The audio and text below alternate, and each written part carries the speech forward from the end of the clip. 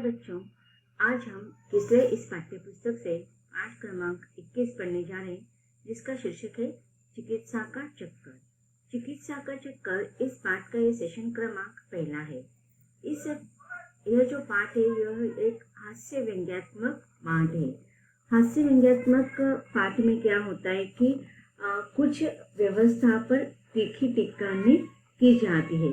अब यहाँ पर देखिए चिकित्सा का अर्थ क्या होता है कि लोग बीमार पड़ने पर डॉक्टर से जो इलाज की जाती है, इसे हम चिकित्सा कहते हैं।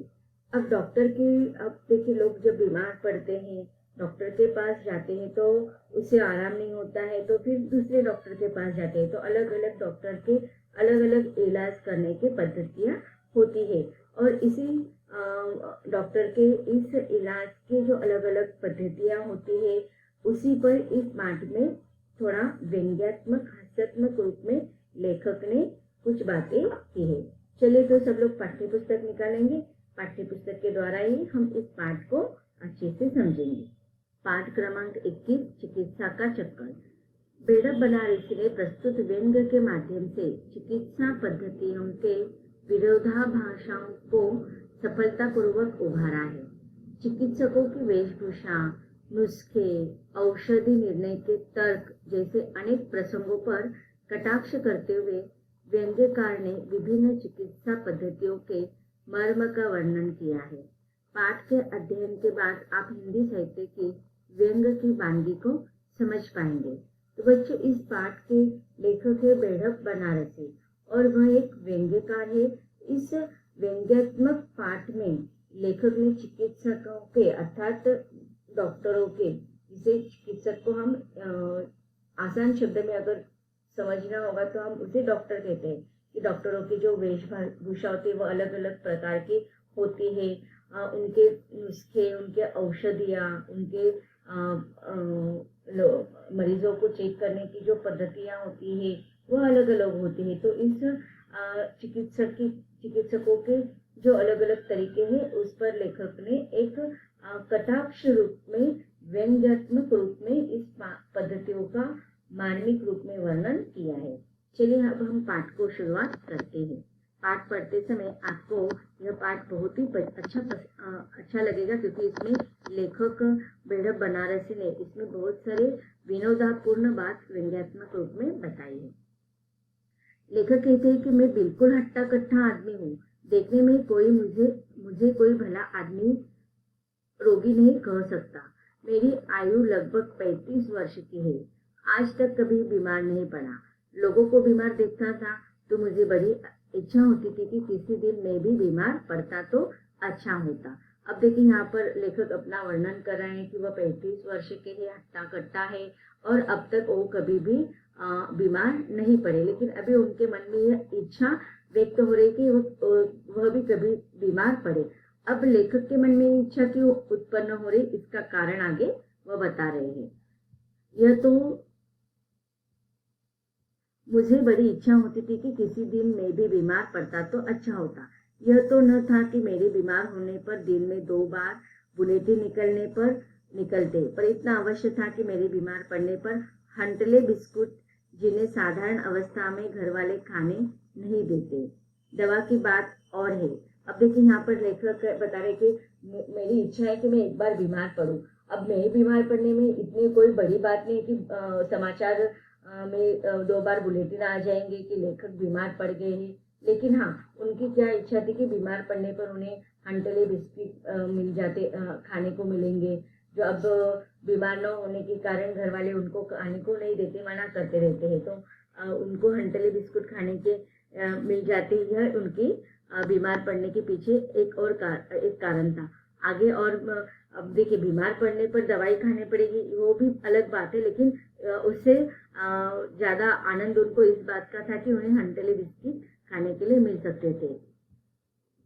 यूडिक्लोन की शिष्या सिर पर कोमल करों से बीवी उड़ेलकर मरती। कोमल कर अर्थात कोमल हाथ से, तो जब वो बीमार पड़ेंगे तो उनकी बीवी उनकी अच्छे से सेवा कर पाएंगी, कोमल हाथों से उनकी सिर पर मालिश करेंगी तेल के द्वारा। इस प्रकार से वो हंसी मजाक में ये बात कह रहे।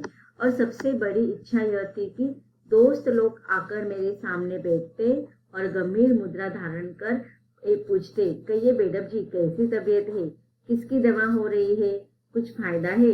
जब कोई इस प्रकार से रोनी सूरत बनाकर ऐसे प्रश्न करता तब मुझे बड़ा मजा आता और उस समय में आनंद की सीमा के उस पार पहुंच जाता। अब देखिए यहाँ पर लेखक ने बीमार होने की इच्छा क्यों व्यक्त की है, क्योंकि उनको हंटले बिस्कुट खाने के लिए मिल सकते हैं और उनकी बीवी कोमल हाथों से उनके सिर पर तेल की मालिश करेगी, फिर उनके दोस्त उनको मिलने के लिए आएंगे, फिर गंभीर मुद्रा करके उनकी तबीयत के बारे में पूछेंगे, कौन से डॉक्टर की दवाई ले रहे, कुछ फायदा हुआ या नहीं। इस प्रकार से रोनी सूरत बनाकर उनसे प्रश्न पूछते और इस सारी बातों का वह मजा लेते और इसी कारण वह चाहते कि एक बार वो बीमार अवश्य पड़े।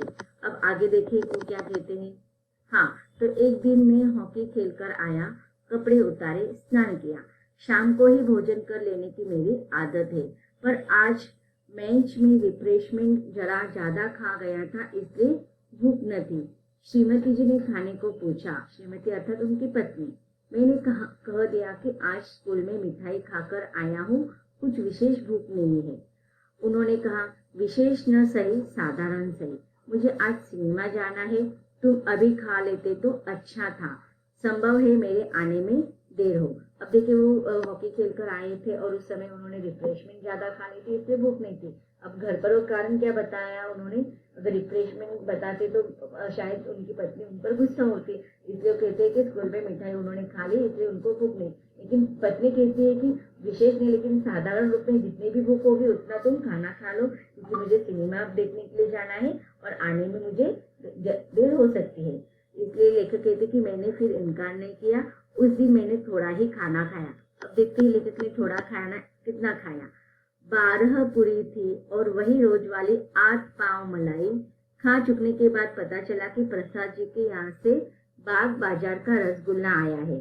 रस तो होगा ही, कल तक संभव है कुछ खट्टा हो जाए। 6 रसगुल्ले निगलकर मैंने चारपाई पर धरना दिया। रसगुल्ले छायावादी कविताओं की भांति सूक्ष्म नहीं थे, स्थूल थे। अब देखिए यहाँ पर कहते कि उनको भूख नहीं थी, फिर भी उन्होंने थोड़ा ही खाना खाया। अब देखिए उनका एक थोड़ा खाना इतना है कि उसमें 12 पूरी है, 8 पाव मलाई है, इसके अलावा 6 रसगुल्ले। तो उनका एक थोड़ा खाना मतलब इतना खाना है, तो अगर पेट भर के खाना होगा या उनको भूख लगी होगी तो कितना खाना हो सकता है। इसीलिए अब यहाँ पर लेखक उसका परिणाम भी आगे बता रहे। अब यहाँ पर उन्होंने और एक व्यंग्य किया है कि रसगुल्ले छायावादी कविताओं की भांति सूक्ष्म नहीं थे, स्थूल थे। अर्थात यहाँ पर उन्होंने व्यंग्य रखा है कि रसगुल्ले किस प्रकार के थे। अब आगे वे कहते हैं कि एकाएक रात 3 बजे रात को नींद खुली। नाभि के नीचे दाहिनी और पेट में मालूम पड़ता था कोई बड़ी बड़ी सुइयां लेकर पहुंच रहा है, परंतु मुझे भय नहीं मालूम हुआ, क्योंकि ऐसे ही समय के लिए औषधियों का राजा, रोगों का रामबाण, अमृत धारा की एक शीशी सदा मेरे पास रहती है। अब देखिए लेखक का नाम भी जिस प्रकार से है और उन्होंने जिस प्रकार से अपने खाने का वर्णन किया है, उससे तो पता चलता है कि उन्हें इस प्रकार की जो उन्होंने तकलीफ बताई है, रात को अचानक 3 बजे हुई है, तो वो हमेशा होती होगी। इसलिए उन्होंने रोगों का जो रामबाण उपाय है, औषधि को जो राजा है, अमृतधारा की शीशी जो हमेशा उनके पास रहती है, उसको तुरंत उन्होंने निकाला। मैंने तुरंत उसकी कुछ बूंदे पान की, दोबारा दवा पी, तिबारा पी, पित्वा पुनः पित्वा की सार्थकता उसी समय मुझे मालूम हुई। प्रातःकाल होते होते शीशी समाप्त हो गई। दर्द में किसी प्रकार की कमी न हुई। प्रातःकाल एक डॉक्टर के यहाँ आदमी भेजना पड़ा।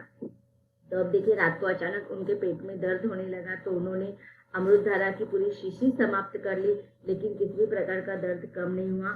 सुबह उन्हें डॉक्टर को बुलाने के लिए भेजना पड़ा। इसलिए सुबह कहीं दवाखाना या चिकित्सालय अस्पताल खुला नहीं होता है, इसलिए डॉक्टर को बुलाने के लिए उन्हें किसी और को भेजना पड़ा।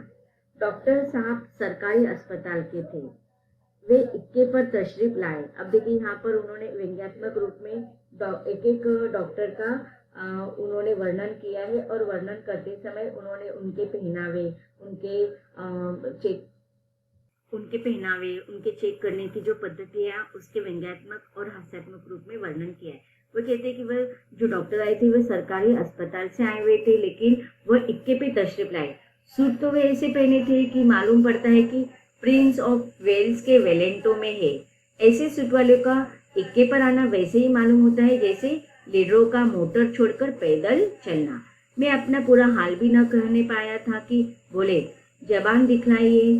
प्रेमियों को अपना मजा प्रेमिकाओं की आंख देखने में आता है, शायद वैसा ही डॉक्टरों को मरीजों की जीभ देखने में आता है। अब देखिए यहाँ पर फिर से उन्होंने व्यंग्य किया है कि एक प्रेमी दूसरे प्रेमी को आंखों में देखने में जो मजा आता है, वैसे ही डॉक्टर को मरीजों की जीभ देखने में मजा आता है।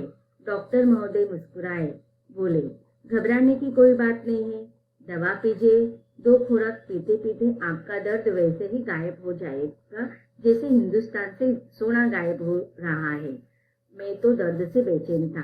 अब देखिए यहाँ पर लेखक और एक व्यंग्यात्मक बात कर रहे हैं कि डॉक्टर ने उसे क्या कहा कि जिस प्रकार से हिंदुस्तान से सोना गायब हो रहा है वैसे ही तुम्हारी दवा भी गायब हो जाएगी, और एक दिन हिंदुस्तान से पूरा सोना गायब हो जाएगा, वैसे ही तुम्हारी पेट में जो दर्द हो रहा है वो भी पूरा गायब हो जाएगी, पूरा खत्म हो जाएगा।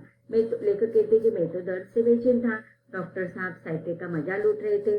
चलते चलते बोले, अभी अस्पताल खुला न होगा, नहीं तो आपको दवा मंगानी न पड़ती। खैर, चंद्रकला फार्मेसी से दवा मंगवा लीजिएगा, वहाँ दवाई ताजी मिलती है। बोतल में गर्म पानी करके सेकिएगा। दवा पी गए, गर्म बोतलों से सेक भी आरंभ हुआ। सेकते सेकते छाले पड़ गए, पर दर्द में कमी न हुई। अब देखिए यहाँ पर जिस डॉक्टर को बुलाया गया था उस डॉक्टर ने क्या किया, लेखक को दवा बाहर से मंगवाई और एक विशिष्ट फार्मेसी से मंगवाने के लिए कहा, चंद्रकला फार्मेसी से मंगवाने के लिए कहा। क्योंकि अब देखिए डॉक्टर का और उस फार्मेसी से कुछ ना कुछ संबंध होगा, इसीलिए उसी से दवा मंगवाने के लिए कहा। तो यहाँ पर देखिए चिकित्सा डॉक्टर लोग जो होते हैं उनका भी मरीजों को दवा देने की एक अलग तरीका होता है, एक अलग पद्धति होती है। वो अपने ही फार्मेसी से मरीज को दवा लेने के लिए अधिकतर कहते हैं। तो इससे क्या होता है कि उनके विशिष्ट प्रकार की दवाई वो मंगवाते हैं और वही सारे मरीजों को देते हैं। अब यहाँ पर लेखक कहते हैं कि उन्होंने दवा पे गर्म पानी की बोतल से सेकना भी आरंभ कर दिया। सेकते सेकते उनके पेट में छाले पड़ गए, लेकिन दर्द की बिल्कुल भी कमी नहीं हुई। दोपहर हुआ, शाम हुई, पर दर्द ने मुझसे ऐसा प्रेम दिखलाया कि हटने का नाम दूर। लोग देखने के लिए आने लगे, मेरे घर पर मेला लगने लगा। ऐसे ऐसे लोग आए कि कहाँ तक लिखूं। हाँ, एक विशेषता थी, जो आता एक न एक नुस्खा अपने साथ लेता आता था। किसी ने कहा, अजी कुछ नहीं, हींग पिला दो। किसी ने कहा, चूना खिला दो। खाने के लिए सिवाय जूते के और कोई चीज बाकी नहीं रही जिसे लोगों ने न बताई हो। तो अब देखिए लेखक को पहले परिचय में हमने देखा कि लेखक को तो इंतजार था कि वो कब बीमार हो, लेकिन अब वो वास्तविक रूप में बीमार थे। तो डॉक्टर से दवाई भी ली, दोपहर हो गई, शाम हो गई, पर दर्द कम नहीं हुआ। सारे लोग उनको मिलने के लिए आने लगे और हर कोई अपने तरीके से नुस्खा बताने लगे और उस नुस्खा को लेकर भी आते थे। सब तरीके से पदार्थ उन्होंने खाने के लिए कहा। सिर्फ यहाँ पर लेखक ने और एक व्यंग्य किया है कि जूता खाने के अलावा उन्होंने सारी चीज अपने बीमारी पर खा ली थी। तो बच्चों, यहाँ पर लेखक ने अपनी बीमारी पर चिकित्सा के हास्यात्मक और व्यंग्यात्मक रूप में टिप्पणी की है, जो बहुत ही विनोदपूर्ण है। आगे भी हम लेखक की इस बीमारी का क्या हर्ष हुआ, उनका क्या हर्ष हुआ, उसको विस्तार से पढ़ेंगे, लेकिन इसके अगले सेशन में। धन्यवाद।